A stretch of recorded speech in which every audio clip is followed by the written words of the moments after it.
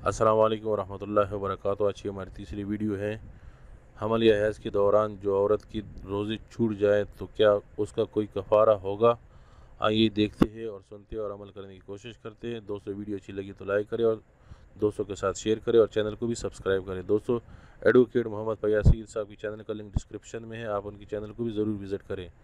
Video دیکھنے کا بہت شکریہ، اللہ حافظ۔ ٹھیک ہے، تو یاد رکھیں اس میں نہ نماز ہے نہ روزہ ہے اور شوہر کے لیے بھی حلال نہیں، لیکن نماز کی قضا نہیں ہے اور روزے کی قضا ہے۔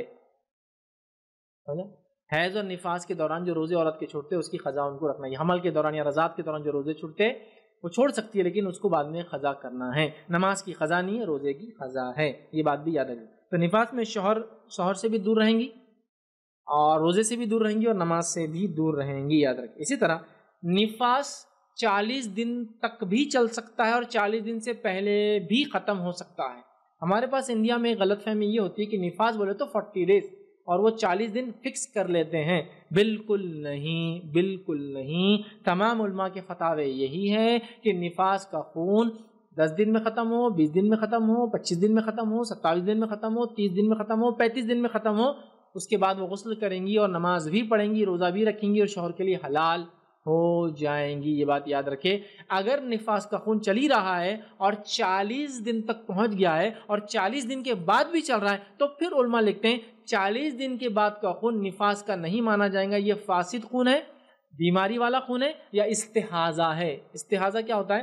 حیض کے علاوہ آنے والے خون کو استحاضہ، یا پھر حیض اور نفاس کے علاوہ جو خون ہے اس کو استحاضہ کہتے ہیں۔ پریگننسی میں جو آتا ہے وہ فاسد ہے، بیماری ہے، لیکن وہ کہتے ہیں یا تو فاسد ہے یا تو استحاضہ ہے، لہٰذا 40 ڈیز کے بعد بھی آئے تو وہ نماز بھی شروع کر دیں گی، روزہ بھی شروع کر دیں گی اور شوہر کے حلال بھی ہوں گی۔ اب کیسے ہوں گی میں پہلے پوائنٹ رکھ چکا ہوں، اگر آ رہا ہے تو صاف کریں گی پھر نماز پڑھیں گے، سب میں پوائنٹ رکھ چکا ہوں۔ ٹھیک ہے، 48 ڈے اس کے لیے لاسٹ ہے، لیکن ہمارے پاس لوگوں نے فکس کر لیا 40 دن تک عورت ناپاک کریں گے، بس 40 دن نہیں، 40 دن سے پہلے ہی پاک ہو جائے تو نماز وغیرہ کریں گی۔ 40 دن تو ڈیڈ لمٹ ہے، ڈیڈ اینڈ ہے، لاسٹ لمٹ ہے۔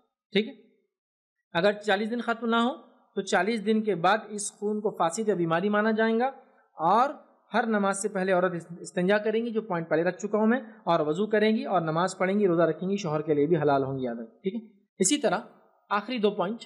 پہلا، اگر بچہ شکل لے چکا ہو اور ابارٹ ہو گیا ہو، نکل گیا ہو یا ضائع ہوا ہو، مطلب بچہ 4 مہینے سے زیادہ کا ہو اور ابارٹ ہو گیا ہو یا ابارٹ کرنا پڑا ہو یا ضائع ہو گیا ہو یا خود سے ساقط نکل گیا ہو، ہوتا ہے کبھی ایسا، ٹھیک، مطلب انسٹیبل پریگننسی ہوتی ہے، بچہ نکل جاتا ہے، ٹھیک، تو ایسی شکل میں یاد رکھیے اس سے آنے والا خون نفاس کا مانا جائے گا۔ کب؟ جب بچہ شکل لے چکا ہو، مطلب 4 مہینے کے بعد۔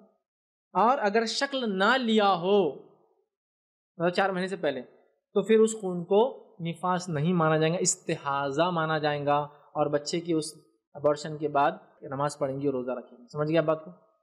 4 مہینے سے پہلے بچہ نکلتا ہے تو وہ نفاس نہیں مانا جائے گا خون، اور 4 مہینے کے بعد نکلتا ہے تو شکل دیکھی جائے گا، شکل لے لیا 4 مہینے کے بعد لے لیتا ہے تو پھر وہ نفاس مانا جائے گا، مطلب اس کے بعد وہ پھر ویٹ کریں گی 40 دن سے پہلے ہو جائے یا 40 دن تک، اور اگر وہ بچہ شکل نہیں لیا تھا 4 مہینے سے چھوٹا تھا اور ابارٹ ہو گیا تو اس میں اس کو استحاضہ مانا جائے گا، اس آنے والے خون کو نفاس نہیں، نفاس مانا جاتا ہے اس خون کو جب بچہ شکل لے کر پیدا ہوتا ہے۔ ٹھیک ہے، تو یہ 2 اور بھی اہم چیزیں تھیں جو عورت کے تعلق سے۔